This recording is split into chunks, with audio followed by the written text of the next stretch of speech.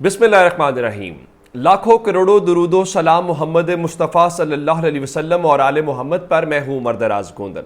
खाकसार ने कल आपको पिटिशन नंबर 9 और पिटिशन नंबर 5 के दरमियान फर्क बताया था और आपको ही बताया था हुकूमत जाहिरन जो मर्जी करती रहे, हुकूमत डर रही है सुप्रीम कोर्ट से और सुप्रीम कोर्ट के कहने के ऊपर मुज़ाकरात भी कर रही है और सुप्रीम कोर्ट जो कह रहा है कि पैसे दो, उसके ऊपर करारदादें भी मुस्तरद कौमी असम्बली से करवा रही है ताकि वहां पे कोई पकड़ धकड़ ना हो या ना अहली ना हो।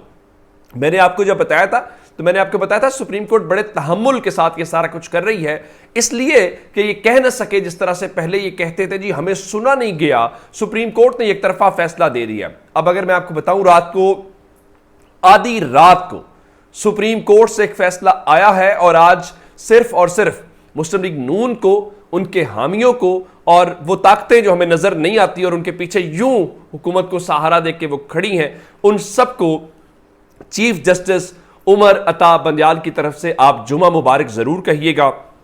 हुआ यह है, जिस तरह रात को एतजाज एहसन साहब ने कहा कि सुप्रीम कोर्ट पीछे नहीं हटेगी, सुप्रीम कोर्ट के पास कोई रास्ता नहीं सिवाय इलेक्शन कराने के, और उन्होंने सिर्फ इन सियासतदानों को एक मौका दिया है। अब रात को सुप्रीम कोर्ट ने कोई 11 से 11:30 या 12 बजे के दरमियान एक नोटिस जारी किया और उस नोटिस जारी करने का मतलब यह था कि जो जश्न मनाती हुई हुकूमत है वो लुट गई।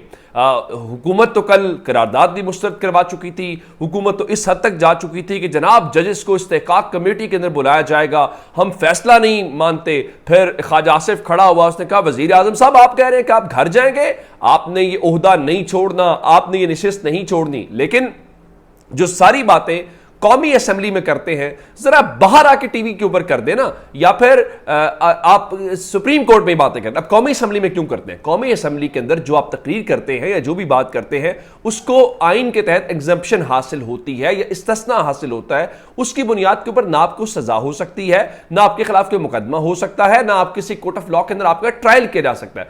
बिल्कुल उसी तरह से जैसे जजेस को आइन ने इस्तिस्ना दिया हुआ है। ये अलग बात है कि आइन ये भी कहता है कि फ्लोर ऑफ द हाउस के ऊपर जजेस के कंडक्ट के ऊपर बात नहीं होगी, लेकिन ये उसका मिसयूज कर रहे हैं। अब जरा खबर सुन लीजिए। रात को जो फंड्स इजरा केस है, मैंने आपको बताया था चूंकि कल 27 तारीख थी, रात 12 बजे तक अदालत रिस्ट्रेंट का मुजाहरा कर रही थी। अदालत जरा तहम्मुल का, ठहराव का ग्राउंड नहीं छोड़ेगी, आइन कानून का ग्राउंड अदालत किसी तौर पर छोड़ेगी नहीं। सुप्रीम कोर्ट ने रात को इलेक्शन कमीशन ऑफ पाकिस्तान को नोटिस जारी किया और यह जो नोटिस है वो रजिस्ट्रार ऑफिस सुप्रीम कोर्ट की तरफ से जारी किया गया और उन्होंने आज इलेक्शन कमीशन ऑफ पाकिस्तान से यह पूछा है कि क्या आपको पंजाब और खैबर पख्तूनख्वा के लिए जो 21 अरब रुपए हुकूमत को कहे गए थे, क्या वो जारी हुए हैं या नहीं जारी हुए। उसकी अमलदारी रिपोर्ट सुप्रीम कोर्ट के अंदर आज बरोज जुमा 28 अप्रैल जमा करवाएं। वो आपको भी पता है, वो मुझे भी पता है कि वो पैसे जमा नहीं करवाए गए, लेकिन जाहिर है चीजें ऐसी नहीं होती, चीजें ऑफिशियल डॉक्यूमेंट के ऊपर होती हैं और अगर नहीं करवाए गए तो क्यों नहीं करवाए गए। मैं आपको यह बता दूं, हुकूमत ये चाहती है कि उसको सियासी शहादत का मौका मिले और वो बाहर कह सके देखिए हमारी हुकूमत हटाई गई है, लेकिन खुशाब का बेटा चीफ जस्टिस उमर अता बंदयाल इस हुकूमत को उंगली कटवा के शहादत नहीं देगा। मैं आपको ये बता देता हूं कि इब्तदाई तौर पर गवर्नर स्टेट बैंक हो गए, सेक्रेटरी खजाना हो गए, जिन जिनको मुतल्लिका वजारतें या हुकाम है, इब्तदाई तौर पे इनकी पकड़ होगी। उसकी वजह क्या? जैसे ही इनकी पकड़ होगी, जो सिविल सर्विसेज या कोई भी सरकारी मुलाजिम होता है वो हुकूमत के पीछे अपनी नौकरी और अपना करियर खराब नहीं करता। तौहीन अदालत लग जाए तो आप जेल भी जाते हैं, तौहीन अदालत लग जाए तो आपके पर्क्स और प्रिविलेजेस भी जाते रहते हैं, तौहीन अदालत लग जाए तो आप जेल भी चले जाते हैं।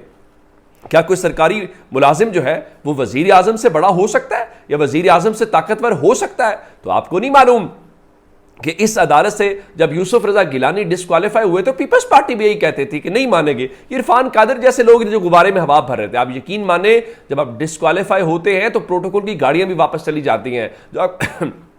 जो आपका मिलिट्री सेक्रेटरी होता है ना, वो भी आपकी बात नहीं सुनता, जो आपके एक इशारे के ऊपर सब कुछ करने के लिए तैयार होता है।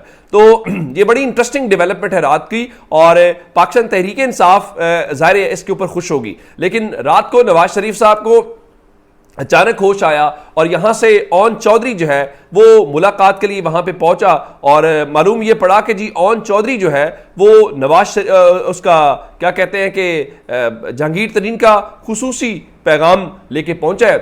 अब मालूम नहीं है कि जहांगीर तरीन का खुसूसी पैगाम क्या होगा। जहांगीर तरीन तो इससे पाकिस्तान की सियासत के अंदर इररेलेवेंट हो चुका है, उसका पाकिस्तान की सियासत के अंदर कोई अमल दखल नहीं है। जहांगीर तरीन और अलीम खान जो थे, कहा जाता है तहरीक इंसाफ को ही चलाते हैं। अब किसी जहांगीर तरीन की जरूरत नहीं है तहरीक इंसाफ को, किसी अलीम खान की जरूरत नहीं है। वो ओन चौधरी जिस पर कल तक मैं वो लफ्ज अगर इस्तेमाल करूं तो आप मुझे कहेंगे कि मैं क्या बेहुदा लफ्ज इस्तेमाल कर रहा हूं।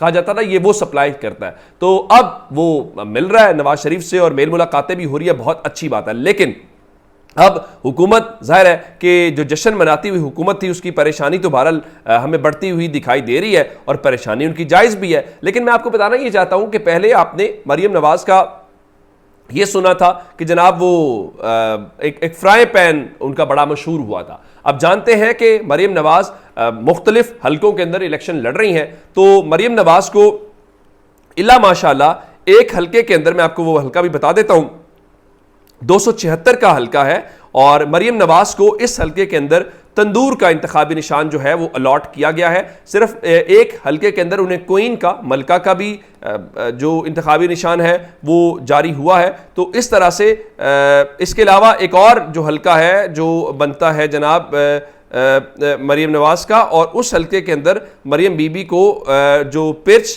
प्याली होती है उसके अंदर PP 149 जो लाहौर का हलका है वो उनको अलॉट हुआ है। मैं उसके अलावा अगर मुस्लिम लीग नून के उम्मीदवारों के आपको बता देता हूं कि मरीम नवाज को तंदूर, हमजा शहबाज शरीफ को मोर, अता तारड़ को सबसे इंटरेस्टिंग जो उन्होंने जारी किया है झूला, जो बच्चे झूला झूलते हैं वो वाला किया गया है। राना मशहूद को मीनार का इंतखाबी निशान दिया गया है। सैफ खोकर को ट्रैफिक सिग्नल का इंतखाबी निशान दिया गया है। मुश्तबा शुजाउर रहमान को छतरी का इंतखाबी निशान अलॉट किया गया है। पंजाब के अंदर अक्सरियती जो मुस्लिम लीग नून के उम्मीदवार हैं उनको छतरी का इंतखाबी निशान अलॉट किया गया है। अब मालूम नहीं है ये कौन सी छतरी। आपको याद होगा मरीम नवाज शरीफ एक बार इस्लामाबाद पिंडी के अंदर थी और एक मखसूस इंतखाबी निशान वाली छतरी उनको दी गई थी। तो अब पता नहीं कि ये वो छतरी है मखसूस निशान वाली या फिर ये खाली ही छतरी है जिसके ऊपर मरीम नवाज साहिबा जो हैं वो इंतखाबी निशान जो के ऊपर लड़ेगी। 2018 के इलेक्शन के अंदर हमने जीप की बहुत धूम सुनी थी और जीप का एक खास मकसद था। तोरी निसार के पास भी इंतखाबी निशान था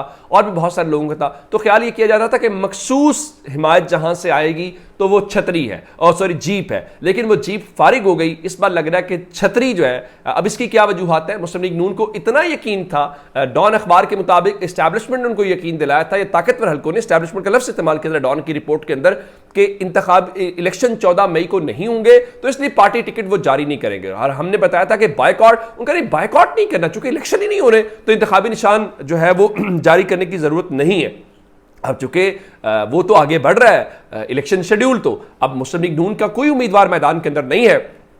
इवन पार्टी की जो चीफ ऑर्गेनाइजर है वो भी इंतखाबी निशान शेर के ऊपर नहीं लड़ सकेगी। उसकी वजह क्या है, आपने पार्टी टिकट जारी नहीं किया तो आप लड़े तंदूर के ऊपर, आप लड़े झूले के ऊपर, और अब आप यही कर सकते हैं। इसके अलावा आपके पास कोई और जो चारा है वो नजर नहीं आ रहा। इमरान खान ने आज जाना है और इमरान खान ने रात को बड़ा जो जिस FIR के अंदर हुआ है, रात को उन्होंने 2 ट्वीट से कहते हैं कल मैं एक निहायत मज़हका खेज मुकदमे में इस्लामाबाद हाई कोर्ट में पेश होऊंगा, जिससे अब ये पूरी तरह साबित होता है कि हम वाकईतन जंगल के कानून के शिकंजे में हैं। मुल्क के इस ताकतवर और खुद को कानून से बरतर समझने वाले तबके ने तौहीने डर्टी हैरी और तौहीने साइकोपैथ की पादाश में मेरे खिलाफ पाकिस्तान से गद्दारी का मुकदमा कायम कर दिया है। या यूं समझ लीजिए कि महज हवाले के तौर पर किसी शख्स के बारे में डर्टी हैरी और साइकोपैथ जैसी तामीरात के इस्तेमाल पर तौहीने डर्टी हैरी और तौहीने साइकोपैथ की पैदाइश में मुझ पर पाकिस्तान से गद्दारी का इल्जाम आयद किया जा रहा है। आज पाकिस्तान तहरीक इंसाफ की अहम पेशी है। तो ये अब तक की डेवलपमेंट्स थी। अपना बहुत सा ख्याल रखिएगा। खुदा हाफिज।